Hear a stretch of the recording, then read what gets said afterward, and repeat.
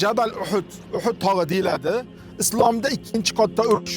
Kamonchilar Payg'ambar sollallohu alayhi vasallamning aytganini qilmasdan tushib ketishdi. Xolid ibn Valid qaraydi, bu yerda demak kamonchilar tushyapti, arqadan katta tog'ning arkasidan kelib zarba beradi. Itoatsizlik bu juda katta narsa olib keladi bu. Shuning uchun nima bo'lgan taqdirda ham o'sha Payg'ambar sollallohu alayhi vasallam qoid bo'lganlar, o'sha kishi itoat qilinmaganligi uchun Alloh taolo uqubat berdi. O'sha sahobiylar itoat qilmasliklari uchun nima bo'ldi arqadan ozgina yer. Chunki ba'zilarda minkum man yurid dunya va minkum man yurid akhirah. Bitillohillazi amil qawli sabit fil hayatid dunya.